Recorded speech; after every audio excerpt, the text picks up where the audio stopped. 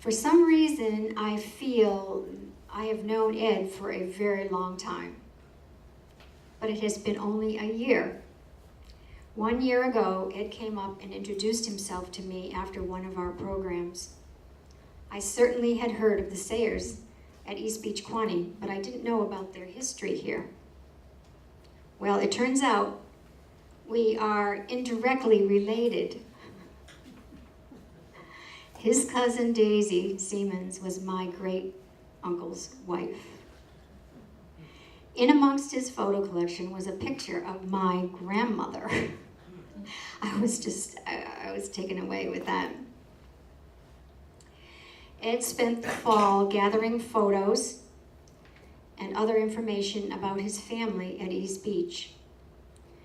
I wanted to scan his photos and include them in our collection. One thing led to another, and as I studied his photos and listened to his stories, which he had written down, I felt we should share them with the community. And so tonight, he will share them with you. Within a week or so, we will include parts of his talk on the video section of our website. Please welcome Ed Sayer.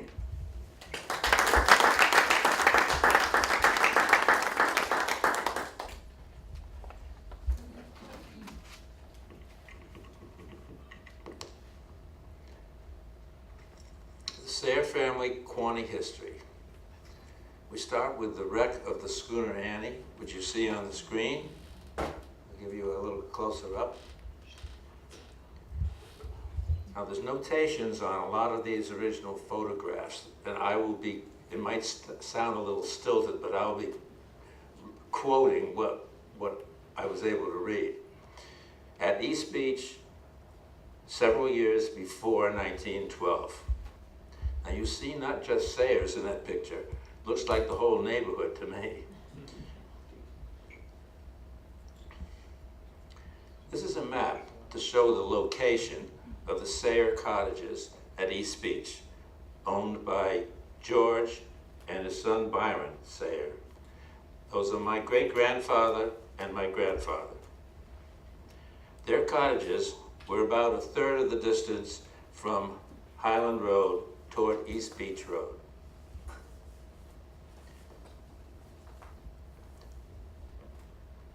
On lots that are now gone. I could figure out they're about where the waves break now. This is George Sayers' 1903 deed to purchase for $50 a 40-foot oceanfront lot from Billings D. Macumber.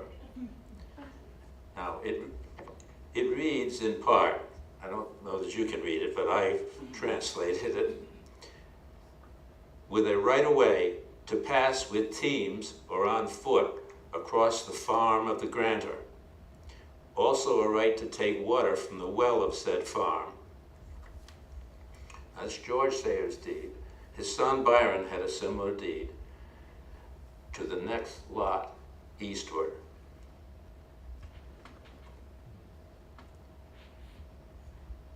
These are the twin cottages they built from 1903 to 1913. George and his son Byron built twin cottages with a common porch surrounding three sides. And you see left to right the corner of neighbor Johnson's porch, which you'll see more of later. Then the George Sayer cottage, then Byron's. Their families came from Providence for the entire summer. You gotta remember, this is before there were any cars. Son Byron's household was his wife Jessie and their two young boys, Raymond and Edmund. Now Edmund would later become Dr. Sayer. Dr. Sayer was my father, and he died in 1987. Now that's 25 years ago already. My great-grandfather, George's household, was his wife and their daughters Ina Sayer and Louvain Sayer, who married Daniel Sewell, and also niece Daisy, who married a Siemens, that Ann Doyle just referred to. Most of the photos about the early 1900s are from my grandparents' photo album. I add my recollections of their stories about their nearly 20 happy summers at East Beach that I repeatedly heard because my grandparents were in my parents' household for my entire childhood and beyond. This is the Johnson cottage, just to the left, just to the west of George Sayers' house. In my father's writing on the back, it says, before the twins, which at least means that the Johnson cottage is older than those twin houses that were built on 1903 lots. It could mean, since it was likely these pictures were taken by Sayers, that the Sayers might have rented or were guests at East Beach before 1903, but I have no way of tracking that down at this point. But one reason for showing this photo is the attire that they wore in those days. Notice the long skirts people wore on the beach, the hammock, rocking chairs. Those were the creature comforts of the day. Now, how did they get there? I've heard these stories when I was a kid. They got there by stage in the early years before autos. I recall stories of them coming from Providence by train to Niantic. My grandmother always referred to Niantic, and I thought she meant Connecticut, you know. But Bradford was originally called Niantic. So that's where they got off the train. Then by stage over these rocky hills to Quaney. Now this photo may have not been the stage, but it shows how people were transported in the early 1900s. By 1906 or 7, George Sayer, that's my great-grandfather, had a sporty Maxwell auto with a high, cushy back seat and a small upright driver's seat on the right-hand side. So it wasn't too many years before they were able to drive down here. I also heard stories of my grandfather, Byron Sayer, driving his motorized open launch from Providence around Point Judith and in the unimproved Charleston Breachway on the incoming tide. I think he did that once a season, to tell you the truth. I don't think it was his way of coming down for the weekend. Now later, sons Raymond and Edmund one time came by canoe, stayed overnight at the Narragansett Pier Life-Saving Station, which is now the stone part of the Coast Guard House restaurant. Then around Point Judith early morning before the wind rose. Another time they came by train to Westerly, trolley to Watch Hill, and then Atlantic Beach, or perhaps Weekapaug. I don't know where the end of the trolley line was. Then they walked to the Quaney Breachway, and the life-saving station personnel ferried them across, and then they walked to East Beach. So I think they were adventurous.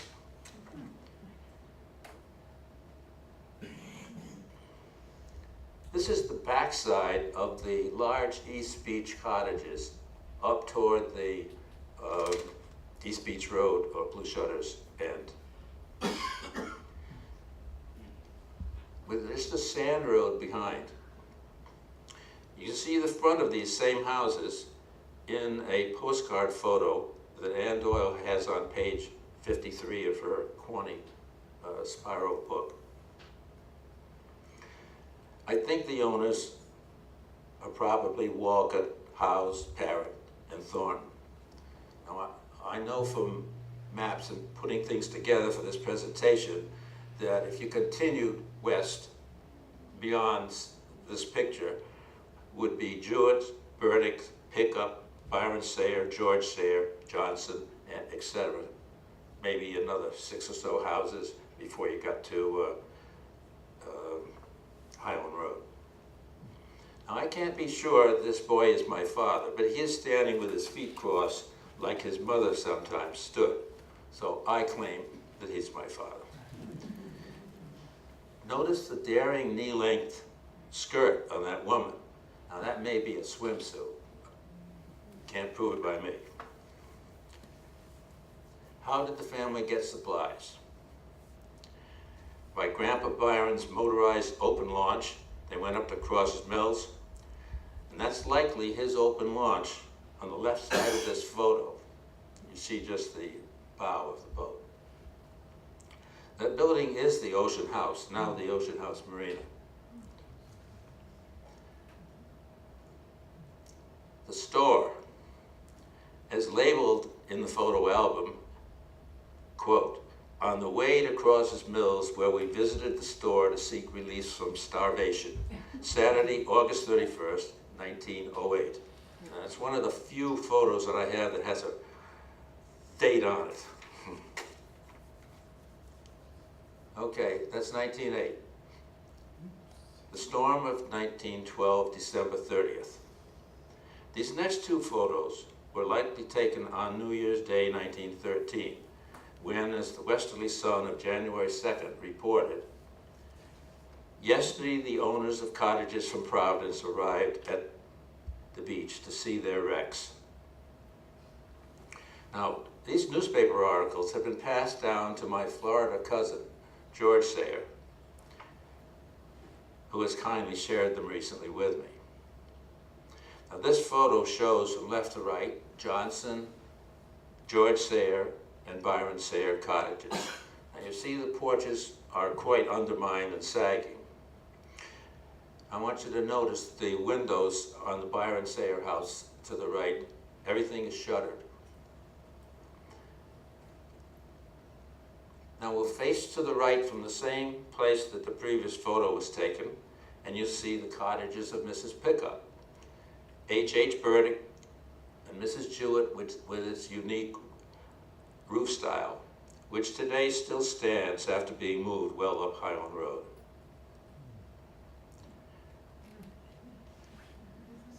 The storm of 1913 on January 3rd was only 4 days after the previous storm. As the Westerly Sun of January 5th reported, the stiff southeaster did their worst for the Quannacontog Beach. One of the Sayre cottages went floating out to sea. The other has tipped forward, ready and waiting to go with its mate. That printing down at the bottom, 1913, January, was on the photo. So that was definitely dated. Now you see, this is the Byron Sayre cottage. The porch is gone. The shutters in the front windows have been destroyed, and it's probably pretty much gutted, and is resting on the low, washed-out beach. This is not up on the where it belongs. This is down on the near the water. Now, again, we'll face to the right from the same point, and you'll see Mrs. Pickup's cottage, now stripped of its porch and undermined. And you continue on with the Burdick and the Jewett houses, and you can see other houses beyond. Now, further to the right, where the bigger houses were, this may be Parrott, Howes, and Walcott.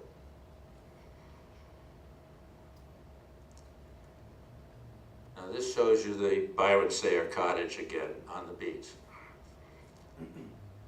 showing to its left that the George Sayre and the Johnson cottages are missing. Further to the left, 3 other cottages are also gone: Barrett, Francis, and Swartwood. Now notice up in the sky, the hand pump. Can you see that on the well pipe? As the Westerly Sun reported, quote, "The pipes of the driven wells stand up out on the beach. Formerly, these pumps were in the backyards some 20 feet back of the cottages." Well, From 1914 to 1921, this house, Byron Sayer built from the remains of his cottage. This is on a new lot, 100 feet further back, and across the street, to the north side of the street. And as the deed says, bounded on the south by a public highway, which is called Surfside Avenue on a 1926 map that Ann Doyle has. In this period, Raymond and Edmund were in their high school years and beyond. Now, I saw the shack years later, before it was destroyed by the 1938 hurricane. And by then you drove by the back of this cottage on what is still called Atlantic Avenue on a current tax assessor's map. She calls it a paper street. Now, I've done some investigation up there, and Atlantic Avenue now is the entrance to that parking lot at the end of Highland Road. That last house on Highland Avenue is at the corner of Atlantic Avenue. The shack's lot would be at the innermost end of that parking lot. Surfside Avenue would be in front of the shack, where the shack was. And the 1903 twin house lots were in front of Surfside Avenue. Now you can figure it out. That's about where the waves break down. Byron's business in Providence failed in World War I, and he moved to Philadelphia to work on wooden airplanes, warplanes. And in 1921, he sold the shack to Ada L. Blackwood. Byron's son, Edmund, went to college and medical school in Philadelphia, so my direct ancestors were not at Quaney in the 1920s. However, Byron's sisters, Ina Sayer and Louvain, by then married to Daniel Sewell, built a cottage in the 1920s in the Central Beach area. That cottage is still there. It's the third one from the east end of Surfside, on the north side of Surfside, not on the beachfront. For decades, it served them and their daughters, Martha and Helen, and in time, by Helen and her sons, Stephen, Tommy, and Kenneth Patterson. Now we move up to 1930. Governor's Island, 1930 to 1966. Dr. Sayer had this sign erected at the entrance to the causeway that he built on a strip of wet marsh so he could drive to Governor's Island from the town road that ran from East Beach Road at Blue Shutters for about 3 miles. It ran nearly to the Charleston Beachway.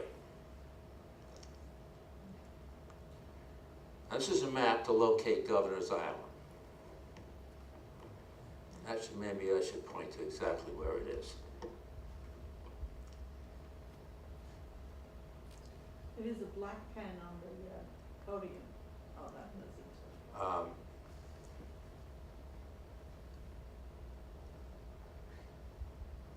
Well, this is labeled okay.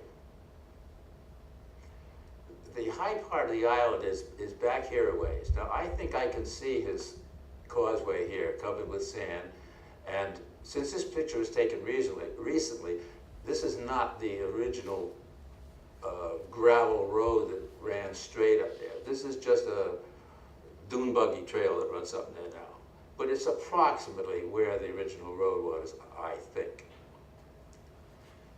You can see the remains of the airport runways over here. And this is the trail that runs out. It's called the Grassy Point Trail. There was an observation platform out there, but I've been out there recently, and there's just a couple of benches.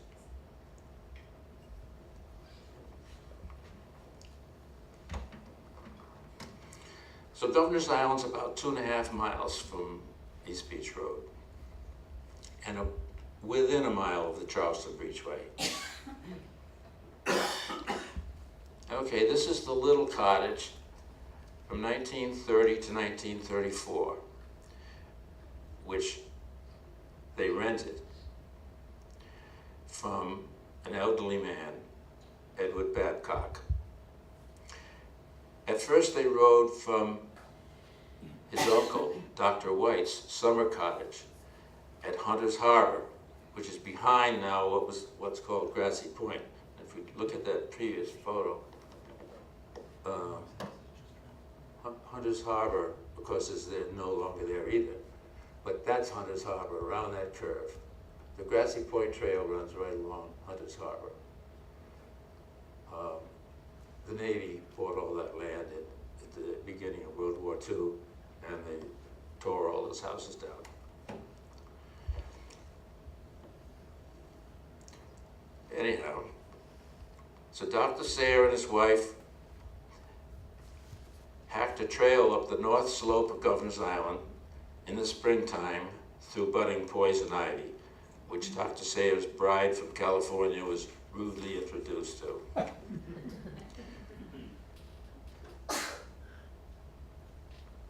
Now, the inside of the cottage was one large room, sparsely furnished, with a fireplace, and a very narrow shed kitchen to the left of this photo, extending along the north wall, with both an entrance and exit doors because it was too narrow to pass anyone in the kitchen. Now, the cottage entrance is at the southeast corner onto a tiny open porch or stoop with a view of Charleston Beach community about a mile away. And they made some improvements. See the new wood shingled siding? The yard's been cleared of brush. They also found an easier way to get there. They could drive up the Barrier Beach Town Road, park on a sandy knoll, and they laid down planks, which I think were railroad ties, across the least wet part of the wet marsh that joined Governor's Island to the Barrier Beach. Then would carry their belongings and construction supplies over to the island, to the cottage. Now, Dr. Sayre's brother Raymond's daughter, Ruth Pearson, can still recall a long trek as a very young child, but I can't remember.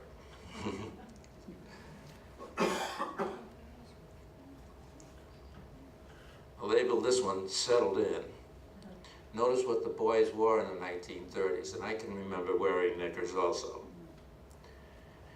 Neely is Dr. Sayre's wife, my mother. Now, I speculate, because of the age of that dog, which is only a year and a half older than me, I speculate that my mother might have been pregnant with me about this time. And likely she was already cooking for visitors. In this case, McTammany cousins. Now, my mother prepared meals graciously for guests and extended family all her life, not only at home, but at very basic facilities at Governor's Island, on boats, picnics, beaches, and many years later, she always packed a lunch for my drive with my children back to New Jersey, which is where I still live. This is a painting of the new house that was built in 1935. Finally, in 1934, the elderly owner relented to Dr. Sayre's annual offers to buy Governor's Island. And his deed in part reads, Edward Wilcox Babcock and Fanny S. Babcock of Troy, New York, for $150, more or less, grant to Edmund A. Sayre of Providence a certain tract called Sowos Island from 1705 to 1795, and at that time being entirely surrounded by water. And since 1784, called Welch's Island, Wilcox Hill, or Governor's Island, containing 5.42 acres, more or less, bounded southerly by tidewater, Charleston Pond, etc. Now, the painting you see here was done by Dr. Sayre himself in 1960, showing the new house that Harris Taylor built in 1935. This is where my earliest memories begin. The cottage had a large living room with fieldstone fireplace, with an Indian arrowhead found on the island cemented into the keystone. Propane was piped to ceiling lamps and to the kitchen range. Gasoline generator pumped well water to a storage tank on the second floor that supplied the kitchen and bathroom below. Hot water was heated on the gas range in a classic copper wash tub that served as a small child's bathtub as well. Dr. Sayers' brother Raymond and his father Byron finished the interior with knotty pine paneled walls, painted beaver board ceilings with homemade box beams. They partitioned off the second floor to make 3 additional semi-finished bedrooms for my grandparents, my little sister, and me. Frequent guests came for work weekends to drive wells, erect a metal frame windmill, screen in the front porch, and other projects. So in 1935, with this new house, Dr. Sayer bought his wife a new Streamline Ford. I believe it cost about $500. So she could stay all summer, now with 2 children, and a teenage mother's helper. Vendors delivered propane, ice for the ice box, fresh fruit and vegetables, milk, and I think I recall fish also. Dr. Sayer came weekends and for his vacation the last 2 weeks of August, and his arrival meant boating, crabbing, ocean bathing on his shoulders, fording the Charleston Breachway to visit friends at the top of what at that time were high dunes up long flights of steps. Now, of course, that's a child-eyed view, so I don't know how high they actually were. At one time, Dad had a speedboat. Later, he had a flat-bottomed sailboat with a centerboard. During the week, I can recall pulling my baby sister and a picnic basket in my red wagon to the beach daily. I also remember my mother rowing me, I'm guessing, when mother's helper and my baby sister were down for a nap probably. When my mother would row me across the pond to Prosser's cow pasture to pick berries, or up toward the Charleston Breachway to pick pails of beach plums. A storm in the summer of 1938 isolated Governor's Island, and we saw Dad and his father walking from blue shutters in the wind and rain, carrying milk for us. And Dad talked about the real storms of 1912 and 13, and also the great gale of 1815 that flooded Providence, and I wondered if I'd ever see such exciting storms. It was only a few weeks later, the 1938 hurricane ended our summering at Governor's Island. When Dad got the necessary permits, we drove to his uncle's cottage at Hunter's Harbor, borrowed a rowboat to get to Governor's Island. It was an unbelievable sight. Now, in my dad's words, the Berea Beach was flat as a pancake. Every one of the 70 or more cottages and the road gone. At Governor's Island, the new house just lost a few shingles.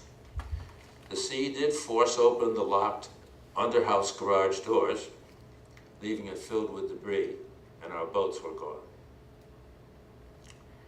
So after 1938, Dr. Sayer borrowed a 1930 Ford Model A, outfitted it with deflated balloon tires, left me and his brother Raymond at the end of East Beach Road, at the end of the pavement at East Beach Road, backed up to get a running start, sailed up the flat beach, and returned giddy that he'd now found a way to get back to Governor's Island.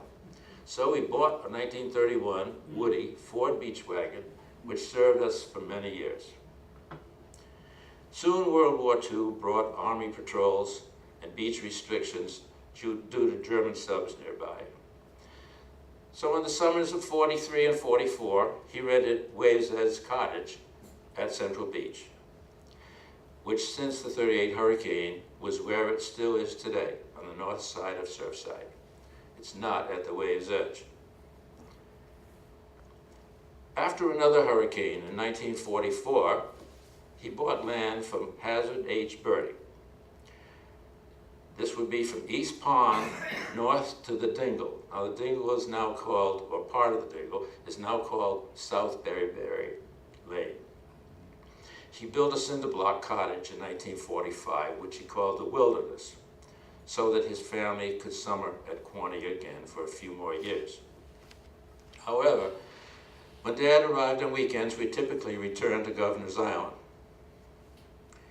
After my sister and I were grown, he sold the Wilderness in May of 1954. Now, in August of 1954, my parents, Dr. and Mrs. Sayre, were marooned at Governor's Island during Hurricane Carol and nervously watched the ocean come right to the front steps. When rescuers arrived, Mrs. Sayre insisted they sit down first for a meal, which she had no problem preparing with the propane stove, by then a propane refrigerator, and lights. But their good car was totaled by Hurricane Carol because it was parked in Sewell's under-house garage on Surfside in Central Beach. He bought a four-wheel drive Jeep, outfitted it with a radio telephone. You know, being a doctor, he kind of had to stay in touch, you know. He was car 54 out of Providence, not the one in the TV show. And they continued to enjoy Governor's Island weekends and vacations for many more years until he sold it at age 65 in 1966. So we finally have another picture. This is the last look at Governor's Island. That's my father's caption on the back of this. Taken in 1967 by the new owner, Bruce L. Glenn. Dr. Sayre's Jeep is at the junction of his causeway and the former town road, where the Governor's Island sign had been 30 years earlier. Now, if you look carefully, you'll see, yeah, that's his boathouse right there. The ruins of that are still there. The Navy buildings are still there from the airport, which had probably been out of commission by then in 1967. You see both houses. There's the original cottage, which had a little upstairs room added for a better view in later years. And then this is the house that you saw in the painting. It was built in 1935. The causeway here, now remember, this is 1967, so this is after all the large hurricanes that we had. You see, by then, the sand covered most of the way back. And whereas as a child, I remember Charleston Pond coming all the way around to like here. It was now all filled in and grass had grown up there. In the distance, use a little imagination, but I remember seeing the Ocean House Marina right there, way up at Crosses Bells.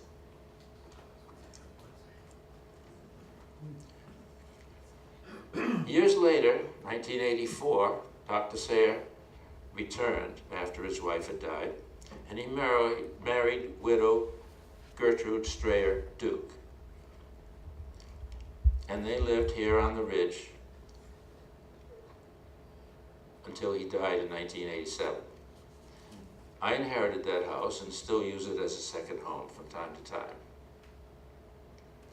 Today, another descendant of the 1903 George Sayre, his great-great-great-grandson, Nick Papa, now has an oyster farm right near Governor's Island, which he has named the East Beach Oyster Company. Aboard the Annie, another closer up than the previous photo for you to examine. See what they wore in those days at the beach. And what stands out in my mind is you got some city slickers here. See the white bow tie, the straw hats, suits, and then you have the locals, let's say. So I think I recognize 3 people here, especially for the benefit of a few of my relatives that are here. I believe that's my grandmother Jessie right here, Byron Sayer's wife. I believe this is my Aunt Ines Sayer, great aunt, and I think that's her cousin Daisy. Maybe there's somebody that you recognize up there. When was that taken? Well, I don't know exactly, but as I said at the beginning, this is well before 1912 was written on the back of this. So I don't think that was written at the time. This was something that somebody wrote many years later. So we don't know exactly. Sometime after 1903 and before 1912. Thank you very much.